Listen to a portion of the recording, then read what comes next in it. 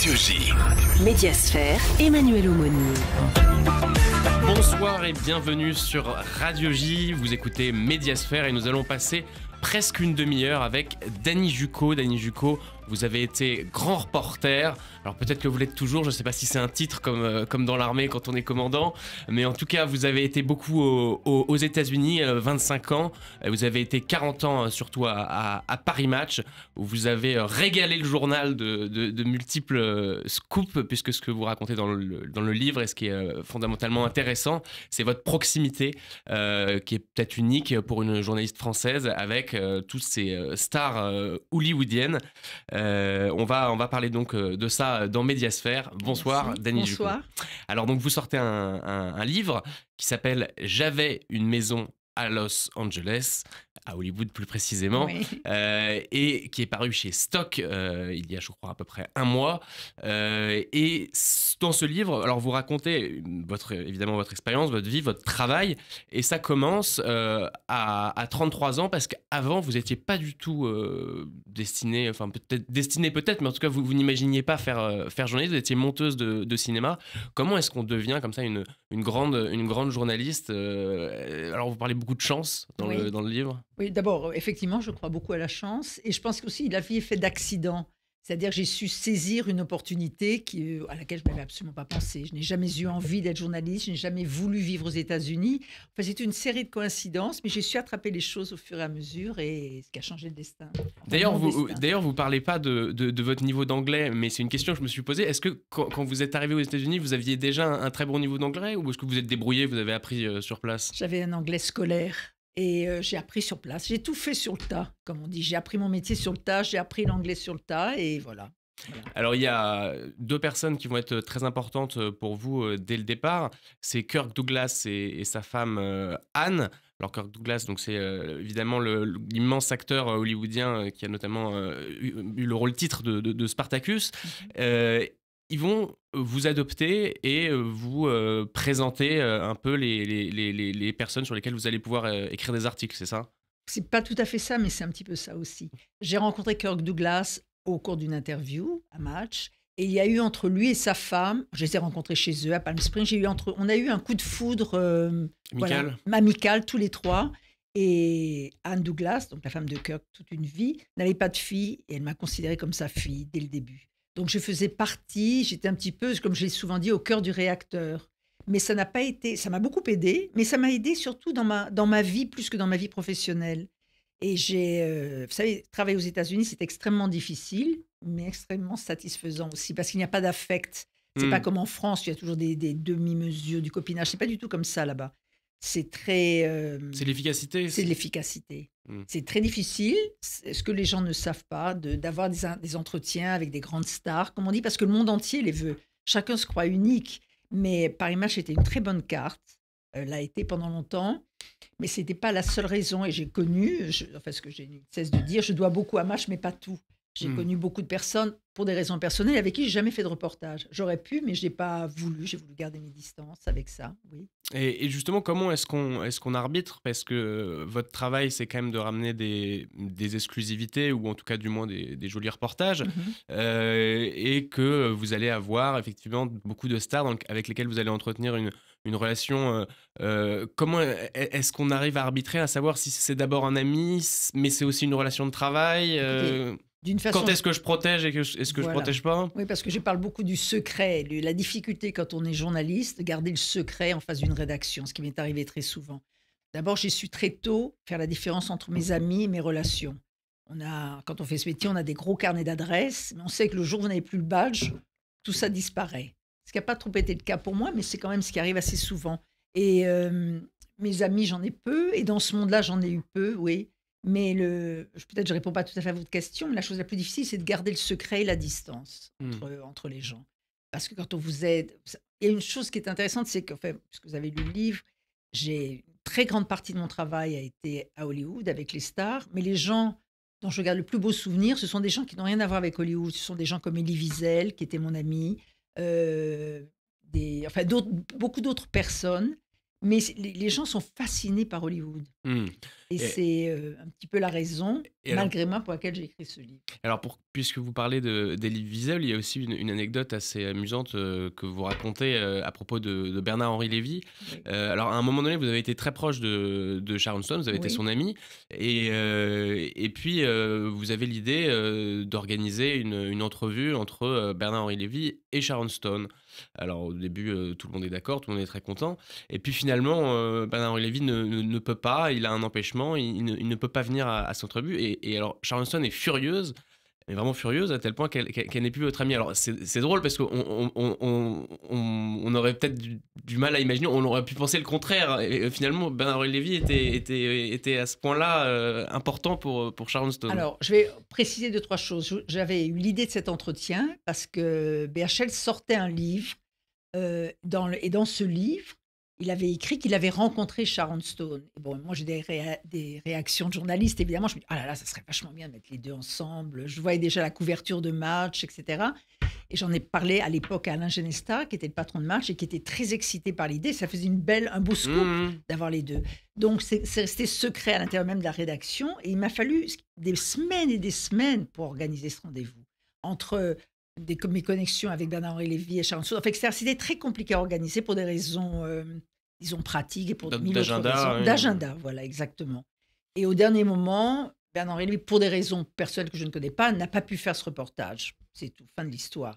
Sauf que expliquer à Sharon Stone que un monsieur, parce que c'était une très grande star à l'époque, refuse de faire ça, elle a très mal pris, d'autant plus qu'on avait toutes les deux un peu un contentieux personnel, amical, et elle a cru à une vengeance de ma part. Enfin, disons, voilà, le résultat des courses, c'est qu'on ne s'est plus jamais parlé, qu'elle n'a jamais voulu comprendre ce qui s'est passé, et surtout, enfin, je ne peux pas dire j'ai couvert Bernard Lévy, mais je veux dire, je comprenais le fait qu'il s'en aille, Mmh. mais elle ne l'a pas compris. Voilà, fin de l'histoire. Et Et ça arrive, ce sont des. et alors, ce que vous décrivez aussi de Sharon Stone, c'est que c'était une immense star, presque une star avant d'être une actrice, parce que Oui, finalement, elle a dû faire quoi 5 ou 6 très grands films, mais en dehors de cela, elle l'est toujours aujourd'hui une immense star et que c'était presque son plus grand plaisir. oui. C'est-à-dire elle a compris une chose. Bon, c'était le fameux film de Basic Instinct, bon, tout le monde connaît l'histoire, où elle s'est réveillée star du jour au lendemain. Mais il y a une chose, c'est qu'elle avait compris à cette époque. Vous savez, c'était le moment, les années 80-90, c'était le règne des grands mannequins, les Claudia Schiffer, Naomi Campbell, etc., qui avaient remplacé les actrices dans le glamour. Et Sharon avait compris immédiatement qu'il manquait quelque chose. Et elle avait rempli ce vide. Oui. C'est-à-dire que du jour au lendemain, elle était devenue ce que les gens avaient envie de voir. Hmm. Voilà. Alors, quand on prend des célébrités comme Alain Delon, comme Catherine Deneuve ou comme Johnny, c'est des personnalités que les lecteurs de Match ou les Français ont pu suivre, pas de leur berceau, mais on va dire de Oui, leurs 18 ans à leur mort ou à oui. aujourd'hui. Est-ce que vous avez la sensation qu'aujourd'hui, il y a encore des stars comme ça qu'on va suivre tout au long de leur carrière, qu'il y aura toujours d'une part un magazine pour les suivre et d'autre part des lecteurs pour s'y intéresser. Alors, je pense qu'il y aura toujours un magazine. Les magazines voudront toujours les suivre parce qu'il faut savoir que les magazines vendent du people. Moi, c'est un mot que j'aime pas, mais enfin, disons, les magazines vendent sur les couvertures people. Donc, ils chercheront toujours à avoir ces stars. Maintenant, entre-temps, les choses ont beaucoup changé dans la presse. C'est-à-dire que j'ai eu vraiment l'âge d'or de la presse très longtemps et encore pas très très longtemps, comme je l'expliquais grâce à mes relations, mais aussi les choses ont changé très très vite. Il y a des réseaux sociaux, enfin, on va pas raconter ce Hmm, que sont les réseaux sociaux, les tweets, etc. Tout ça a changé. Et les gens maintenant se protègent énormément, beaucoup oui. plus.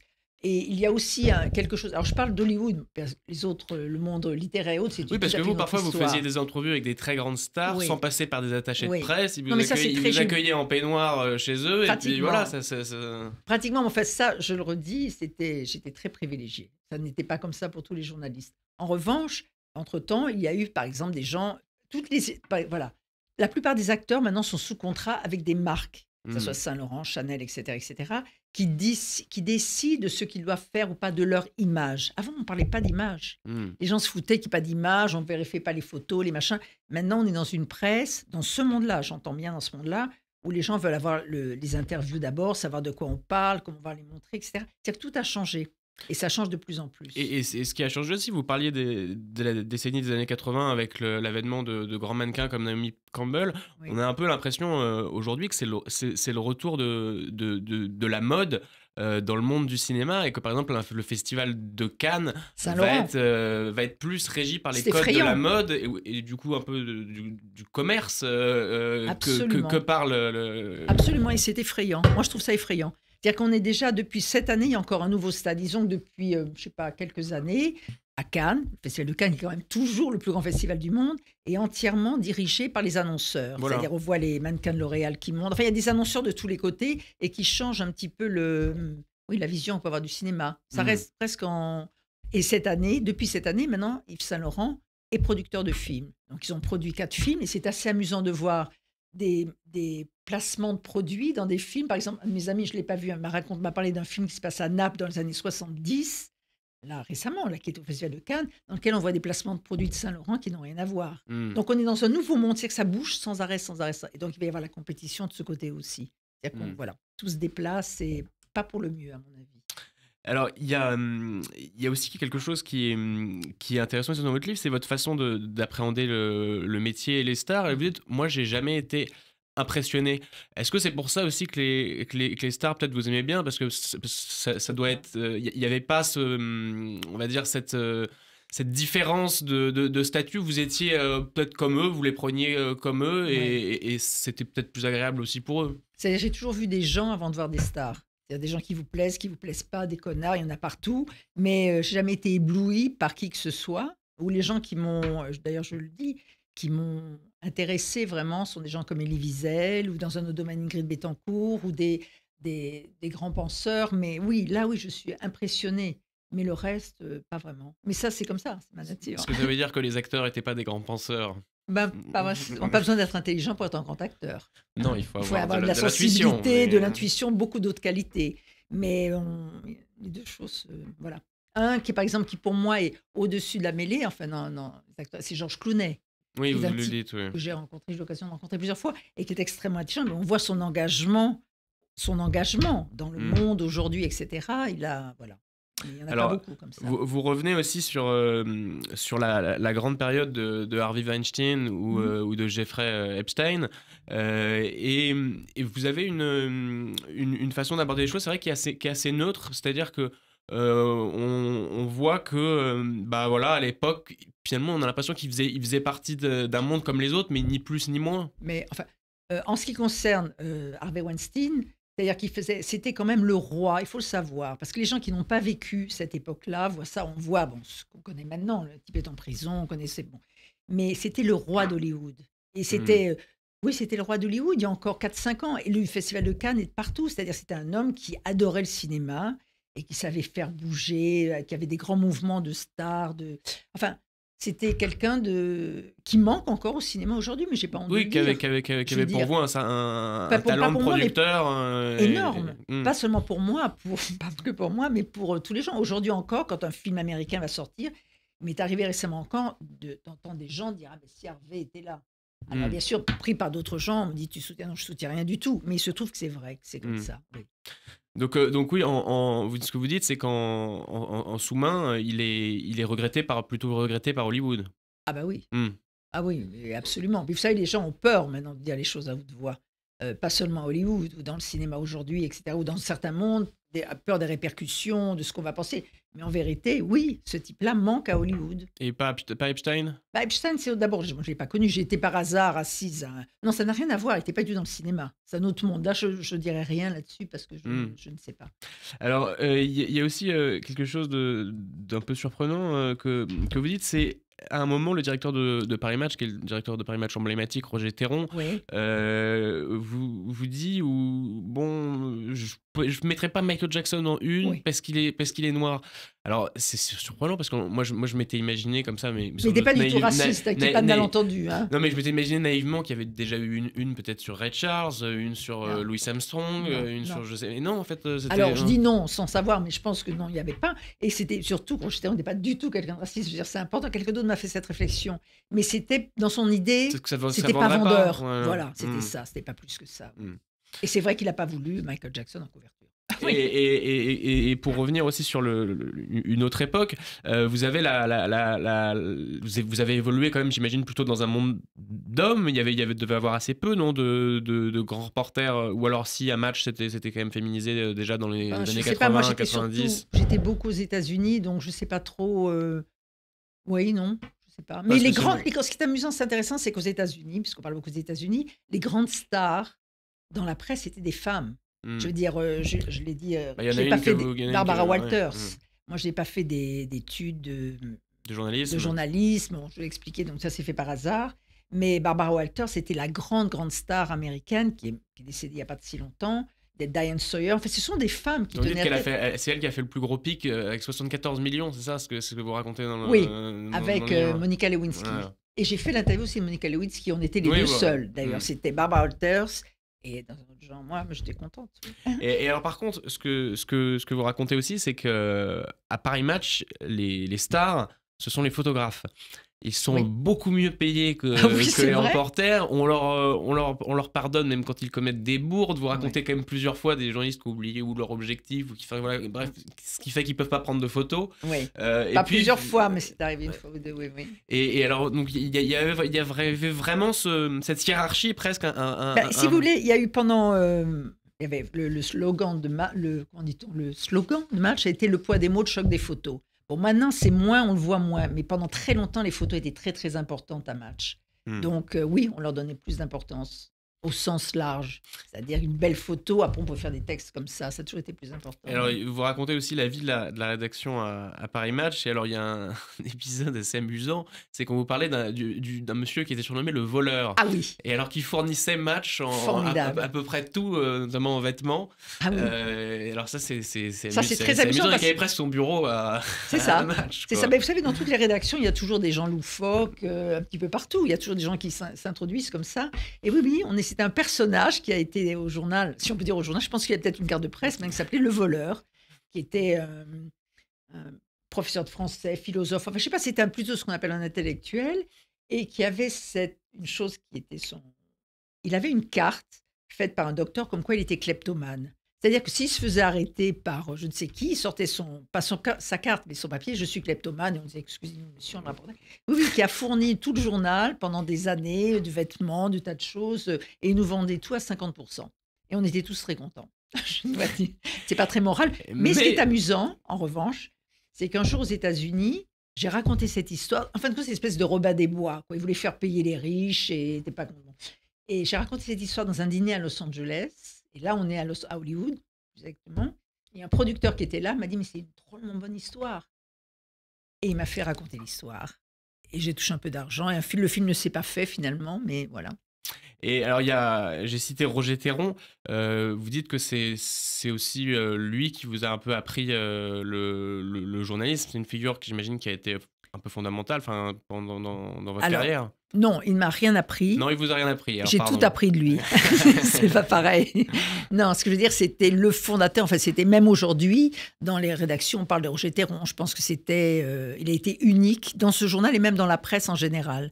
C'était un grand patron de presse. Qui a eu une grande longévité aussi, je crois, 30 ans. Hein, oui, peut-être peut-être plus, ça, je ne peux pas vous dire exactement. Mais il avait cette qualité, c'est qu'il avait un point de vue. C'est-à-dire que quand tous les journalistes étaient, par exemple, sur une histoire, il attendait peut-être 24 heures de plus ou 2 heures de plus et il arrivait vers un autre angle. Je veux dire, il abordait par un autre angle, etc. Non, c'était un grand patron de presse, oui. Alors, comment est-ce que vous voyez l'avenir de Paris Match ? On en discutait un petit peu avant cette émission. Est-ce que vous avez la sensation que Match peut retrouver son niveau des années 90 ou est-ce que c'est structurel ? De toute façon, ça pourra plus être aussi fort que ça l'a été. Ça ne pourra plus pour tous les magazines. Je ne parle pas de Match. Enfin, on voit très bien. Je veux dire, il y a un glissement vers tous les autres médias. Non, mais on pourrait penser que même qu'en se diversifiant, en changeant de support, Match pourrait... Non, mais je pense qu'aucun magazine, toute la presse, et toute la presse écrite est tombée à tous les niveaux. On le sait et on pense que je pense rien du tout. Mais je veux dire, non, ça a changé. Mais je pense qu'avec l'arrivée de Bernard Arnault, puisque Bernard Arnault a racheté le journal, le titre, je pense en juillet ou septembre, on va sûrement retourner vers un magazine beaucoup plus glamour, parce qu'il était évident qu'il va vouloir placer toutes ses égéries et que ces égéries par principe, sont des grandes stars. Donc voilà, je pense qu'on va retourner vers autre chose. Et vous aimeriez bien avoir un rôle de conseil ou de... Non, mais on viendra jamais me avez- chercher, moi. vous avez J'ai pas été- complètement débranché de Match. Vous avez quitté Match en quelle année exactement? Il y a 2 ans. Il y a 2 ans. Oui, non, mais je crois que vous n'aurez pas très envie que je vienne. Mais bon, je peux aller ailleurs. Pas grave. Et alors, que fait Dany Jucco, du coup, depuis qu'elle n'est plus grand reporter à Paris Match? Je vis. Et vous vivez Voilà. Je vis. Très bien. Oui, très bien. En France, plus à Los Angeles, parce que vous avez vendu votre Non, maison. plus à Los Angeles. Non, mais il y a très longtemps ça. Non, puis d'abord, j'ai plus l'Amérique. Enfin, l'Amérique sous Trump est une autre Amérique, et j'ai plus très envie d'être là-bas. J'ai fait New York encore, Los Angeles moins. Enfin, les choses changent énormément. Ils vont changer encore plus. Vous vous sentez mieux en France? En France, en Italie, ailleurs. Oui, oui. Alors, il y a aussi autre chose d'assez amusant, c'est que il y a une phrase qui est assez jolie. Alors, je ne l'ai pas notée, mais en gros, je vais en restituer la substance. Vous racontez donc que la plupart des stars américaines dépensent une fortune pour devenir une star, notamment en attaché de presse. Et puis après, ils dépensent une fortune pour ne plus être approchés une fois qu'ils sont devenus une star. Alors, c'est assez amusant. Ce qui est vrai, mais alors je vais vous dire, en France, c'est la même chose. Alors, sauf qu'on oubliera le mot de fortune, mais disons, moi j'ai vu, enfin, on a tous vu, quand on est un peu dans ce milieu, des gens qui feraient n'importe quoi pour avoir un timbre-poste dans un journal, et le jour où ils sont des stars, ils vous regardent de très haut en disant « Ah ben non, voilà, pas question ». Je veux dire, mais ça, c'est pas seulement commun aux États-Unis, ici aussi. Alors, vous avez côtoyé aussi des hommes politiques, vous n'avez pas côtoyé que des stars hollywoodiennes. Alors, on entend les noms de Henry Kissinger, de Rudy Giuliani, de Donald Trump aussi, même si ce n'était pas un homme politique au moment où vous l'avez côtoyé. Je n'ai pas côtoyé, j'ai rencontré. Vous Parce que rencontrez, côtoyer, j'ai un c'est sens d'amis. Ouais. C'est vrai. Est-ce que quand vous l'avez rencontré, vous sentiez déjà en lui des ambitions politiques? Trump, Ouais, Trump, n'est-ce pas? C'était un personnage à New York. Vous savez, ce sont des gens qui... Est-ce qu'il était amusant? Est-ce qu'il était Oui, il était amusant. Il était un peu comme il intéressant? est, je veux dire, il était comme ça. C'est des gens qui prennent tout l'espace. Donc, il était déjà très médiatique à New York. C'était Donald Trump, c'était un... Comment dit-on? Construisait des promoteurs immobiliers. Promoteurs, mais il était très médiatique, il adorait ça. Donc, c'était un grand, je ne sais pas si c'est grand, mais disons, un personnage important dans la vie new-yorkaise. Donc, à l'époque, on ne parlait pas du tout de politique, non.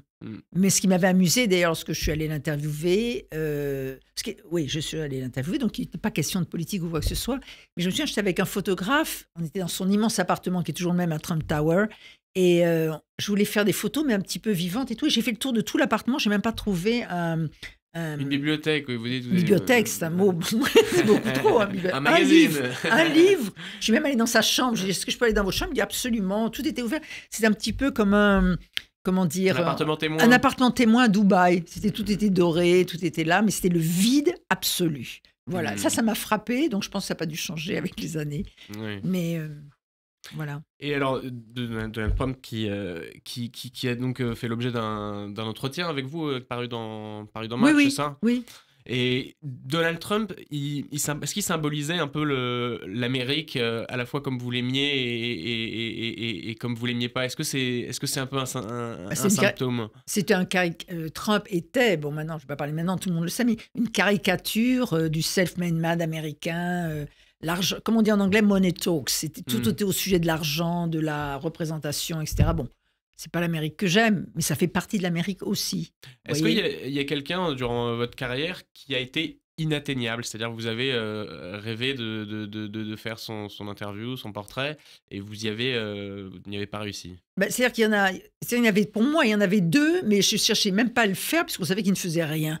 Alors, je suis quand même assez tenace quand je veux quelque chose, mais il y a des gens où c'était Jackie Kennedy. J'ai parlé plus tard, j'ai eu des relations assez privilégiées avec sa sœur, mais des années après, mais ça n'aurait rien changé de toute façon. Jackie Kennedy et dans un autre genre, Marlon Brando. Voilà, c'était 2 personnes, tout le monde rêvait, mais on s'est resté au niveau du rêve, parce qu'on savait que c'était impossible. Il me semble que vous racontez d'ailleurs un épisode, je crois que c'était dans le restaurant Ma Maison, où c'était l'endroit où il y avait que des stars au mètre carré, avec le seul moment où les stars ont regardé quelqu'un d'autre que même. C'était Jackie Kennedy qui passait. Ça m'est toujours resté en tête, parce qu'effectivement, il y avait un restaurant qui était emblématique, un peu comme sur El Lip à Paris, qui s'appelait le restaurant Ma Maison, tenu par un Français, Patrick Terrail. Enfin, il y a toute une toute une histoire au sujet de ce restaurant, mais il y avait à chaque table, il y avait des stars, mais c'était normal. Il y avait Orson Welles, il y avait Clint Eastwood, c'était le quotidien. Et personne ne regardait personne, sauf, effectivement, quand Jackie Kennedy est venue, parce elle voulait faire un livre sur Michael Jackson. Voilà. Et le bruit courait. Alors, elle venait à Los Angeles, car elle venait très, très peu en Californie. Et je revois encore, quand elle a traversé le restaurant, et tout le monde s'est arrêté de parler. Les serveurs ont regardé les machins. C'était vraiment la star des stars, quoi, je veux dire.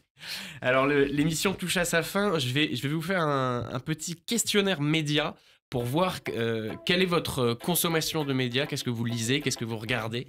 Alors, est-ce qu'il y a un réseau social que vous utilisez ? Je regarde Instagram. Instagram. Est-ce qu'il y a une chaîne de télévision particulièrement que vous regardez plus que les autres ? J'aime beaucoup les documentaires, dans toutes les chaînes où il y a des documentaires, les chaînes d'histoire, etc. Ou LCI, j'aime bien Marius Rochebin. Darius Rochebin. J'aime bien ses entretiens. Et maintenant, j'ai pris l'habitude le dimanche après-midi de regarder il a fait Netanyahou. C'est ça, bien sûr. Est-ce qu'il y a une station de radio que vous écoutez dans votre voiture ou le matin ? Le matin, je me lève très très tôt, j'écoute Radio Classique. D'accord. Pour les informations entre 7h et 9h. C'est quoi le dernier film que vous ayez vu au cinéma ? Alors, ça date d'il y a 3 jours, ça s'appelle Memory. Memory, le film avec Julianne Moore et... Alors, comme je ne l'ai pas vu, je ne peux pas vous aider. Bon, moi non plus, vous voyez, Memory, ça parle de la mémoire et j'en ai plus à me souvenir, mais c'est un très bon film. Oui. Est-ce que vous regardez des séries ? Pas depuis un moment, mais oui, parce que le problème, c'est que c'est très addictif. Quand on commence, on ne peut plus s'arrêter. Mais mes préférés, c'est de l'histoire ancienne, c'était Homeland. D'accord. J'ai adoré Homeland, mais comme j'ai adoré le Bureau des légendes. Et voilà, mais non, j'hésite pas trop à regarder, parce que je suis absorbée comme ça. Alors, on me dit que Memory, c'est Jessica Chastain. Jessica Chastain, c'est ça. Oui. Alors, est-ce que vous avez un journal ou un magazine papier de référence pour vous informer ou pour vous divertir ? J'aime bien Le Monde. Voilà. Et le dernier livre que vous ayez lu ? Le dernier livre, il y a un livre que j'adorais qui s'appelait récemment, c'était Les années de cauchemar. Je suis assez férue de littérature sur la Seconde Guerre mondiale. Et c'est William Shirer, si je ne me trompe pas, j'ai mal prononcé le nom, qui était un correspondant justement d'une chaîne américaine qui était basée à Berlin et qui a vu la montée du nazisme et qui vous raconte, par exemple, dans un restaurant, il y a un type un peu agité qui a une petite moustache, il se demandait qui c'était, voilà. Donc oui, ça m'intéresse. Et bien en tout cas, nous, on peut que conseiller votre dernier livre, J'avais une maison à Los Angeles, aux éditions Stock. Merci à vous, Dany Jucco, d'avoir été avec nous et on vous souhaite à tous une bonne soirée. Merci, à vous aussi.